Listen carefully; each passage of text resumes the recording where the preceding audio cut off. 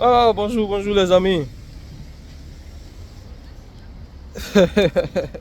Encore moi, docteur Hugo. Oui, vous savez, j'ai toujours dit, hein, nous sommes dans la légitime défense. Quand on nous attaque, nous on réplique.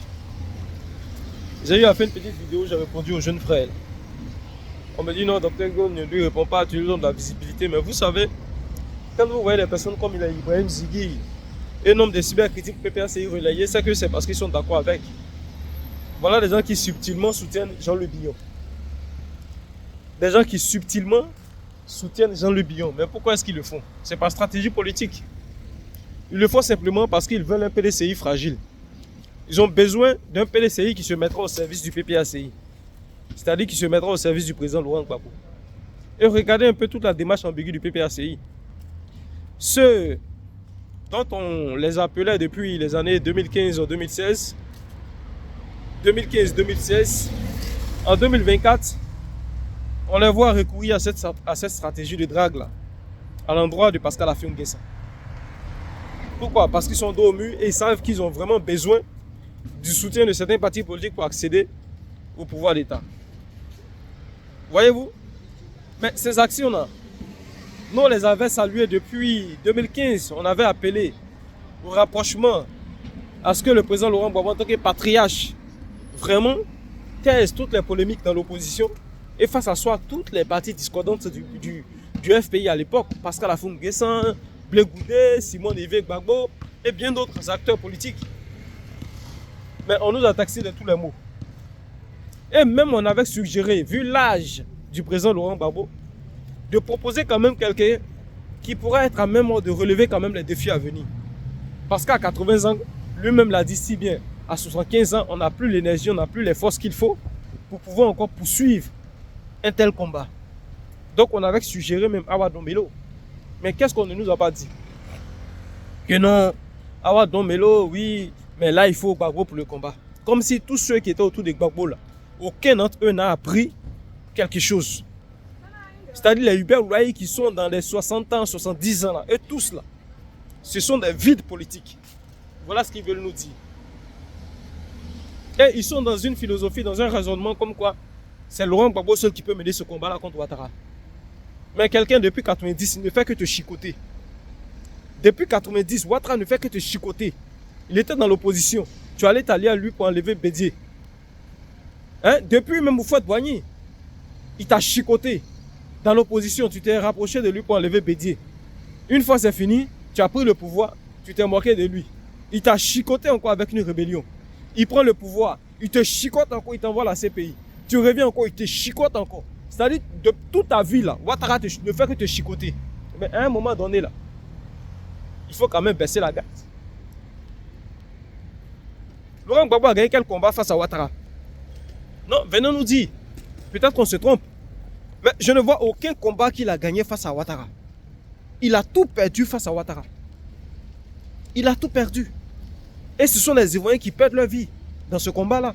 C'est ce qu'il faut savoir. Hein? Mais nous, quand on a fait cette proposition-là, mais on nous a taxé de tous les noms. Hein? On nous a taxé de tous les noms. Que non, vous êtes vendus, vous aviez défendu Gbagbo et après vous l'avez laissé. Mais c'est parce qu'on a vite compris. On a compris que celle qui tirait les ficelles là, c'était Nadi Bamba. Celle qui tirait les ficelles là, c'était Nadi Bamba. Et aujourd'hui, je me réjouis du fait que la sœur Clarisse comprenne cela, enfin. Comprenne cela, enfin. Celle qui tire les ficelles, c'est Nadi Bamba. Regardez la célérité du mariage du président Laurent Gbagbo à quelques mois des élections présidentielles.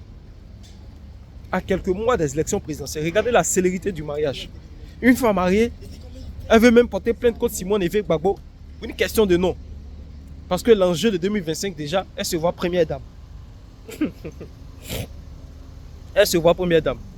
Il n'y a aucune rationalité dans ce combat-là. Tous ceux qui combattent aujourd'hui pour le PPACI, ils sont au service de Nadi Bamba. Oui, oui. Ils sont au service de Nadi Bamba. Tous ceux qui font ce qu'ils appellent leur combat là, le combat là, l'essence de ce combat là, c'est de faire de Nadi Bamba la première dame de Côte d'Ivoire. Sinon le président Laurent Gbagbo, lui-même il a eu à le dire. qu'il a déjà été président de la République de Côte d'Ivoire. Il a été président de la République de Côte d'Ivoire. Ce n'est pas cette fonction-là quoi qui lui manque. Hein? Ce n'est pas cette fonction-là qui lui manque. Mais c'est parce qu'il a une mission. Il veut coûte que coûte faire de Nadi Bamba la première dame de Côte d'Ivoire. C'est tout. Il n'y a aucun combat à mener. Il n'y a aucun combat à mener.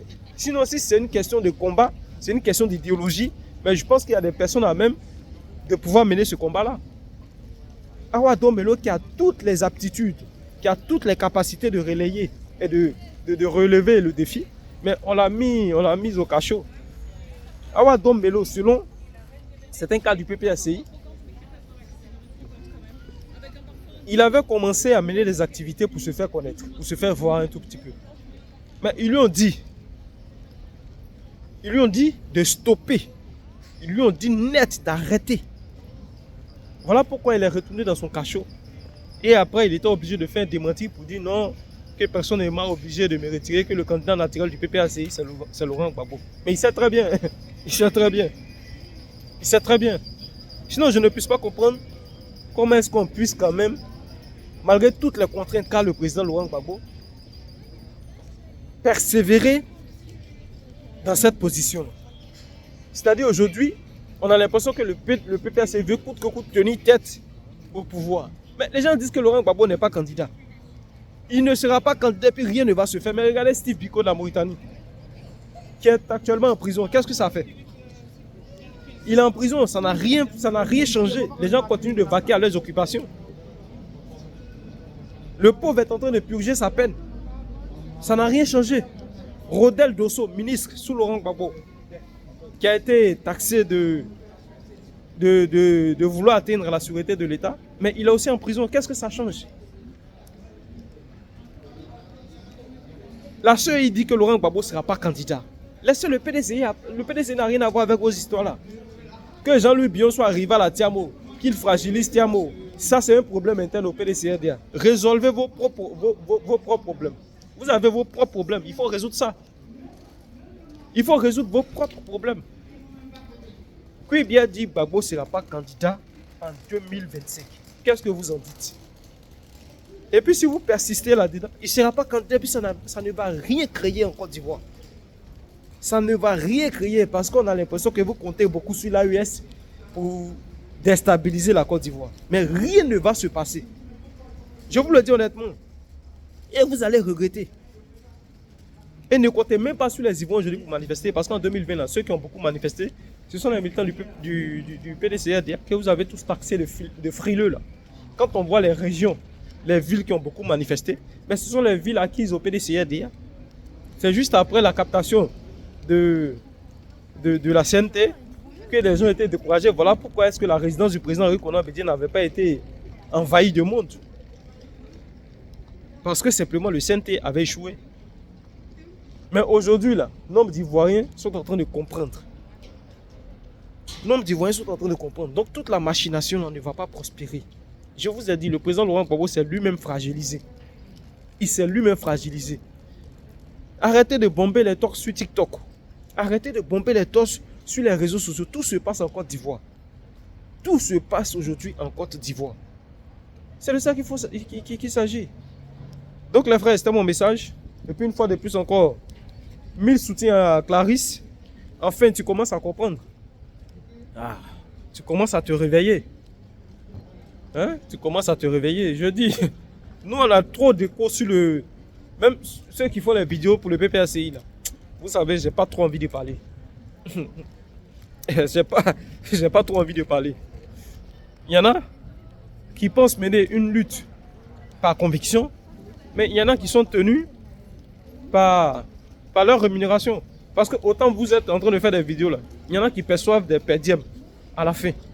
Il y en a qui ont tout arrêté, qui se sont mis, qui ont focalisé toute leur carrière sur faire des vidéos pour défendre le PPACI.